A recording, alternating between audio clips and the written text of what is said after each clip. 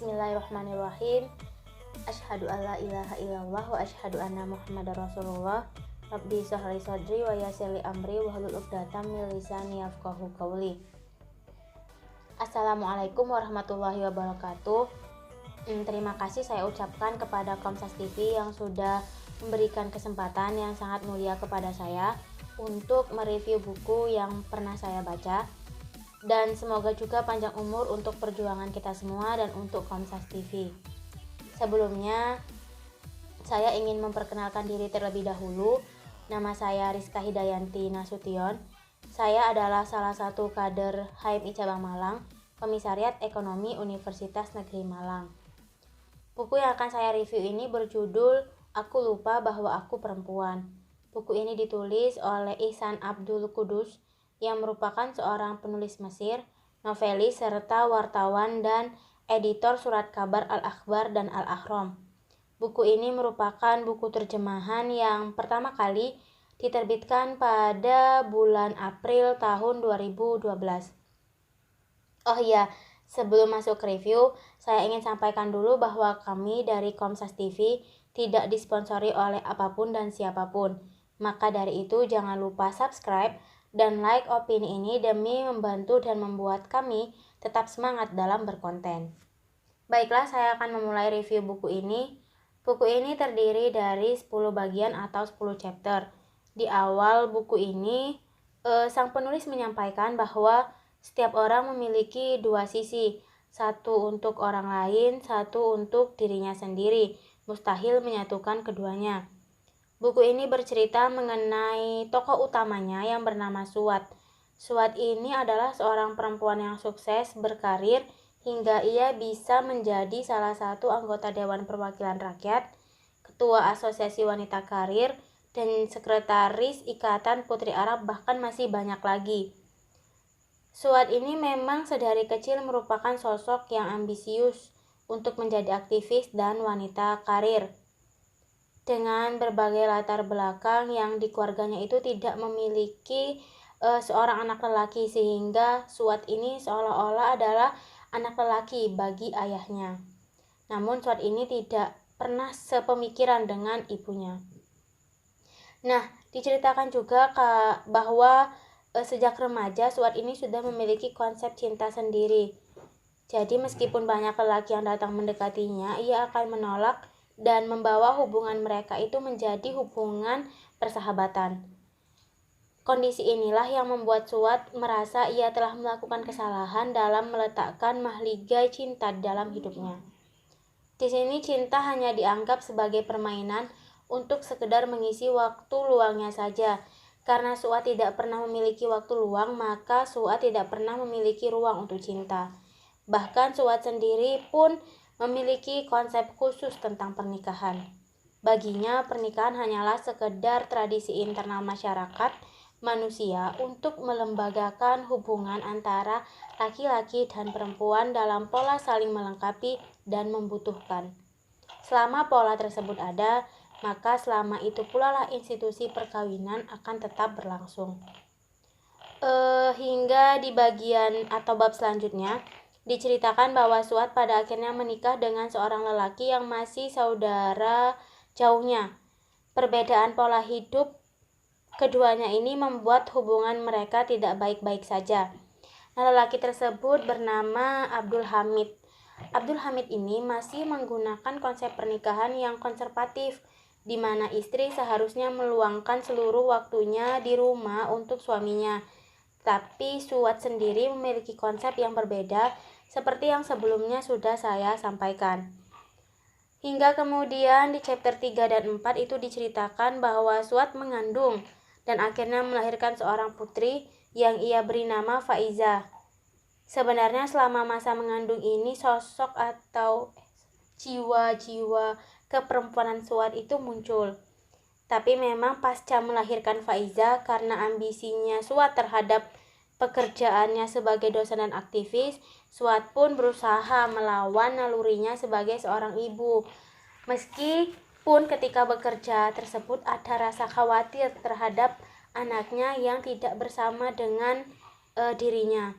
sehingga Faizah ini sejak kecil diasuh oleh ibunya Suad. Namun pada akhirnya karena keinginan Suad dengan alasannya sendiri, ia meminta untuk bercerai dengan Abdul Hamid. Nah, hal ini disetujui oleh Abdul Hamid. Yang menarik di sini adalah Suad memiliki hubungan yang sangat aneh dengan putrinya Faizah, di mana Suad ini membentuk hubungan seperti kakak adik, bukan seperti anak dan ibu. Faizah memanggilnya dengan sebutan kakak atau Suad saja. Hal inilah yang nantinya akan berdampak di kemudian hari. Nah, setelah perceraian di antara keduanya, Abdul Hamid ini memutuskan untuk menikah dengan seorang perempuan yang bernama Samirah. Ia seorang ibu rumah tangga. Nah, Samirah ini mampu membangun kedekatan yang sangat baik dengan Faizah sebagai ibu tirinya. Sedangkan Suad sendiri masih belum menikah lagi hingga 10 tahun lebih kemudian. Selama masa Suad belum menikah lagi, ia sempat tertarik dengan rekan organisasi dan politiknya yang bernama Adil. Bahkan Adil itu sempat melamar Suad, namun ditolak Suad karena lagi-lagi Suad berusaha untuk melawan perasaannya dan hasratnya sebagai seorang perempuan yang sebenarnya sangat merindukan sosok lelaki di dalam hidupnya. Pada akhirnya Suad ini menikah dengan seorang dokter yang dulunya itu adalah tetangganya bernama Kamal. Nah, di awal-awal ini mereka memang baik-baik saja hubungannya. Mereka sama-sama orang berprestasi dan sukses, namun di beda bidang. Kamal sebagai sosok ilmiah muncul sebagai seorang dokter, dan Suad sebagai sosok politikus yang kemudian menjadi anggota DPR dengan bantuan Adil. Tapi hubungan Suad dengan Dr. Kamal ini pun pada akhirnya kandas juga, karena memang di antara mereka egonya cukup tinggi, sehingga tidak ada yang ingin didominasi oleh pasangannya. Masing-masing dari mereka sama-sama ingin mendominasi. Sepertinya diceritakan di dalam buku ini bahwa Suad dan Kamal ini sama-sama tipe orang yang korealis. Berbeda dengan Abdul Hamid sebelumnya. Abdul Hamid tidak terlalu peduli dengan kegiatan Suad sebagai aktivis. Dia tidak ingin mendominasi Suad. Namun berbeda dengan Dr. Kamal yang tidak terima jika Suad mendominasi dirinya sebagai anggota DPR. Nah, meskipun Suad ini di awal-awal sempat mengalah untuk menjaga pernikahannya agar tidak gagal untuk yang kedua kalinya, Suad berusaha untuk mengalah dengan Dr. Kamal. Namun pada akhirnya hubungan tersebut tetap kandas juga. Sebenarnya Suad ini mengalah dengan Dr. Kamal itu tujuannya memang untuk tidak adanya cercaan dari publik bahwa ia seorang anggota DPR yang gagal membina atau menjaga keutuhan rumah tangganya. Jadi Suad ini khawatir dengan pandangan publik ketika ia gagal lagi untuk yang kedua kalinya dalam pernikahan. Selain itu juga dijelaskan bahwa Suad ini pada akhirnya juga mengalami penyesalan karena dia telah salah membuat pola hubungannya yang kakak adik tadi dengan Faizah seperti sebuah pola organisasi di mana Suad sebagai pemimpinnya. Karena pada faktanya banyak hal yang Suad tidak ketahui dari putrinya. Hingga tiba-tiba Faizah ingin menikah di usianya yang masih sekolah. Namun Suad ini berhasil mencegah hingga Faizah menamatkan sekolah menengahnya. Dan pada akhirnya Suad merestui Faizah untuk menikah, meskipun pada awalnya Suad itu ingin agar Faizah menikah setelah menamatkan kuliah. Nah, disinilah muncul kekecewaan dalam diri Suad karena memang Suad merasa bahwa dirinya tidak mampu menjadikan Faizah menjadi seperti dirinya. Bahkan hasratnya Suad sebagai seorang ibu itu juga diceritakan bahwa Suad ini sebenarnya merasa cemburu kepada Samirah karena Faizah ini lebih dekat dengan Samirah dan mengenal lelaki yang dicintainya pun itu dari Samirah. Seolah-olah Suad ini tidak bisa menerima kalau Samira itu menentukan jalan hidup Faizah yang merupakan putrinya.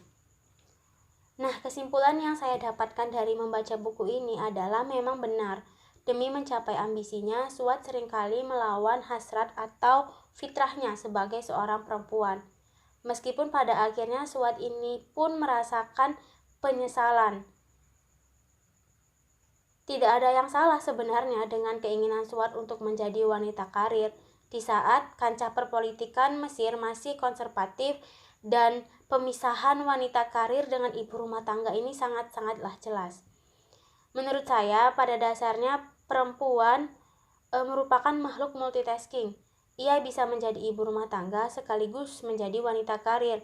Namun yang perlu diingat adalah peran perempuan sebagai ibu merupakan peran utama atau fardu ain bagi seorang perempuan. Sedangkan sebagai wanita karir, saya menganggap itu sebagai peran yang hukumnya fardu kifayah. Namun tidak ada salahnya melakukan keduanya asal bisa tetap menyeimbangkannya. Baiklah, itu saja yang dapat saya sampaikan. Lebih kurangnya saya mohon maaf. Semoga bisa bermanfaat untuk viewers Komsas TV. Terima kasih sudah mendengarkan review dari saya. Jangan lupa like, komen, dan share-nya. Dan juga jangan lupa untuk subscribe channel Komsas TV ini. Billahi taufiq wal hidayah. Wassalamualaikum warahmatullahi wabarakatuh.